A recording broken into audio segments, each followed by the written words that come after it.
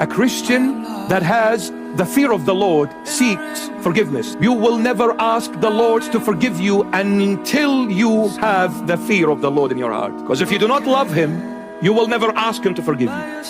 And you wouldn't even care about asking Him to forgive you. I'm not afraid of Him, I fear Him. You see, afraid is, if I do something wrong, I'm afraid because He will chop my head and He'll throw me in hell.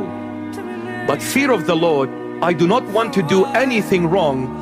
I am afraid of breaking His heart. He is too much love, not worthy to be broken. I don't want to make Him sad. I don't want to upset Him. I don't want to make Him cry. I don't want to break His heart, because He is love, and I love Him because He loved me from the very beginning. I will try to do everything possible through His grace not to break Him or hurt Him in any way.